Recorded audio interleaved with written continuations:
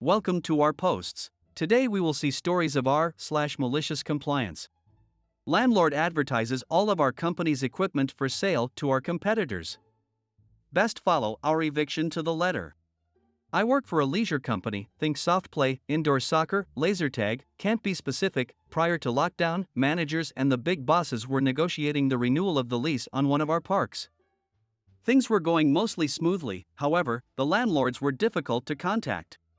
Then 2020's crap hit the fan. All of our sites were closed, and everything was thrown into a mess. Negotiations began to slip down the priority list. Nobody thought the landlord would push an eviction for an expired lease during this period. Especially with it still getting rent, despite the site's closure, and the closure of every business and restaurant in the immediate area. We were wrong. A few days ago we received a letter saying we had 7 days to leave the premises and take everything with us.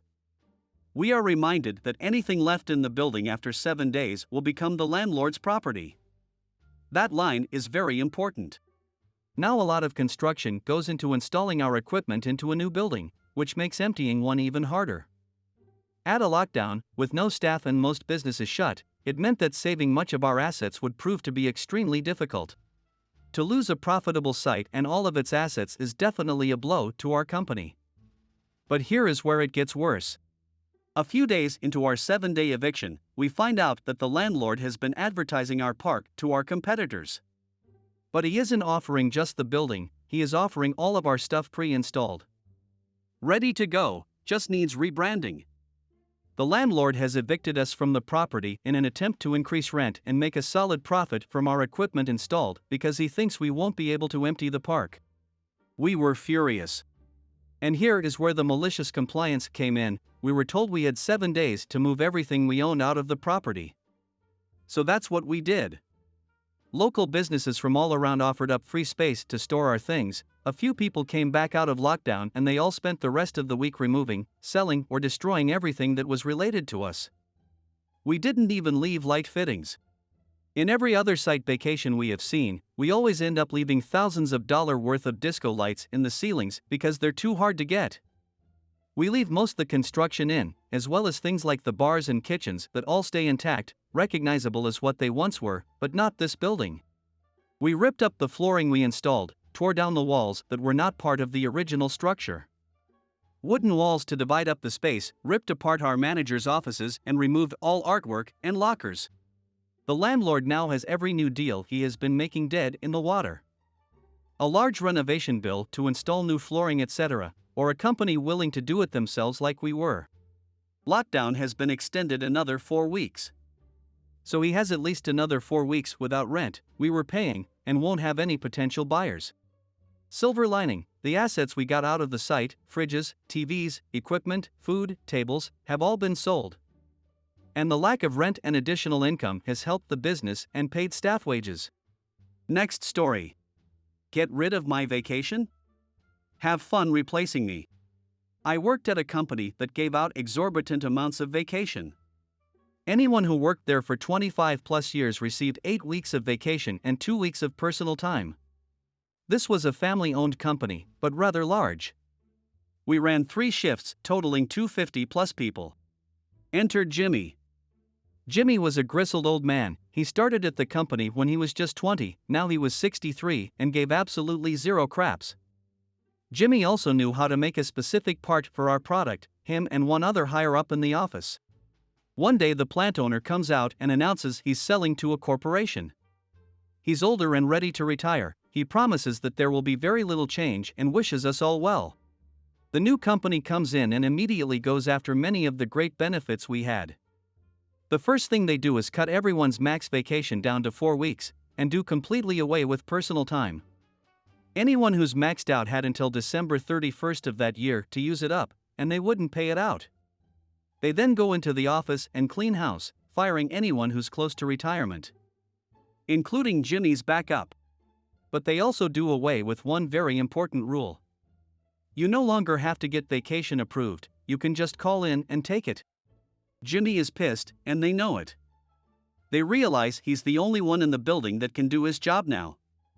So they hire a new kid for him to train, most likely to permanently replace Jimmy. So Jimmy does what anyone would do. He calls in the first training day for the new hire and lets us know he's going to use all of his PTO at once and promptly takes 10 weeks off. We had a back stock of parts he had made, so it wasn't too unnerving. But for 10 weeks, Jimmy went and applied to other jobs, found one, and started. Fast forward 10 weeks, it's the day Jimmy is supposed to return. He doesn't. For 2 days, they try calling him and even go to his house. He's nowhere to be found. Finally, on day 3, he calls and resigns, and they lose their crap. The parts he makes are specialized and patented by the original founder. You can't just hire someone off the street to make them. What eventually happened was they had to contract the original owner to come in and teach some new hires how to make them, and when he found out what all they had done, it pissed him off. The last I heard, he charged them a 7-figure contract to teach them how to produce the parts, and they had to pony up or close down. Moral of the story: don't F with people's vacation time. Next story. Manager forces me to get a doctor's note despite it being illegal to do so. Doctor writes him the most passive-aggressive note, signing me off for 2 weeks instead of 2 days to teach him a lesson. When I was in my early 20s, I worked at a supermarket. I should note that I was a pretty reliable employee. I was never late. In fact, I often got in early, and I rarely called in sick. At the time this happened, I had not called in sick for 9 months, and even then, the manager had sent me home. I had been up all night, swinging between burning hot and freezing cold, so I was obviously feverish, and I had been throwing up at both ends, shall we say. At one point at about 2 a.m. I was on the toilet, with my head in the sink, utterly miserable. I must have passed out because the next thing I knew I was lifting my head off the sink and it was 7 a.m. I was due to start work at 12 that day, but that obviously wasn't going to happen. So I called up the manager. Let's call the manager Steve. Steve was known for being a real a-hole.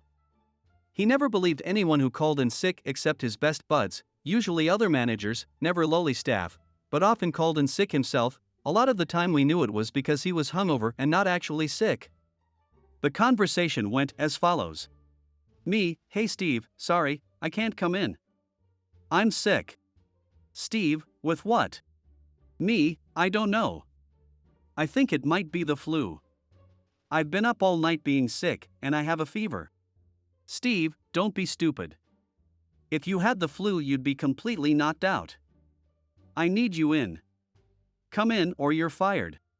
Me: I can't. I just told you I can't stop vomiting. I passed out.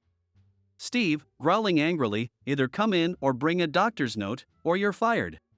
In the UK, you are legally allowed to self-certify for 5 days. This means you can tell your employer you are sick and you do not need a doctor's note.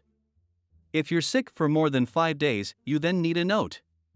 It is also illegal to demand a doctor's note during the self-certify period. I knew this, but I was terrified. This was during the recession. I couldn't afford to lose my job. So I got myself dressed. Almost passed out trying to do so. Then trudged to the doctor's, some 25 minutes walk away. I end up sitting in the doctor's office for a little over an hour, which for walk-in was pretty good. I get in to see the doctor and she is furious at me for coming in. You're not supposed to come to the doctor's when you have a cold or flu, and of course I knew I should be able to self-certify. She told me as such, saying I shouldn't be here and should have stayed at home. I then explained what had happened with Steve and how he had threatened to fire me over this, and I couldn't afford to lose my job. I was struggling as it was. My doctor turned her anger towards my manager. She asked if I got sick pay from the company, and I said yes. He wants a sick note, does he? The doctor says. Okay. I'll give him a sick note. Now, my manager just wanted a note confirming I was sick, but instead my doctor wrote something along the lines of this. My name has come to the surgery because manager name has insisted she come in spite of the fact that this is illegal and all employees are allowed to self-certify. Due to being forced to make this unnecessary and highly dangerous trip when the patient is ill, has a fever of 39 degrees Celsius, and almost passed out in the waiting room, I am signing my name off for 2 full weeks to recover. Had my name been allowed to self-certify as is the law, they might only have needed a few days, but due to straining themselves, they now require 2 full weeks. They are not to be permitted to work until, date 2 weeks later. The doctor said she would have signed me off longer, but this was the longest she could do without requiring further evidence. So basically, instead of just being off for a few days, I was now signed off for a full 2 weeks, and I'd be paid for it. I went to my place of work, at which point one of the duty managers saw me and asked me what the heck I was doing here. Go home, I was obviously very unwell. I explained what happened. They agreed to help me downstairs to Steve's office and went with me inside. I handed Steve the note. He looked worried and tried to say I wasn't being serious about firing you. Well, gee, when you angrily growled it down the phone, it sure sounded like it. The duty manager then declared that they were going to drive me home. It was clear Steve wanted to argue but had the sense to know he shouldn't. The duty manager then drove me home, made sure I was okay, then went back to work where they informed our union rep of what had happened. Steve had a disciplinary hearing where he was given a severe reprimand and a warning. Steve tried to argue he never said I'd be fired and I was lying and just decided to go to the doctors, but the duty manager said they heard him admit to it when he said to me that he really didn't mean it. I felt better after a few days, and enjoyed my 2 weeks off, fully paid, and enjoyed the nice weather we had. Meanwhile, Steve was forced to work overtime because we were short-staffed.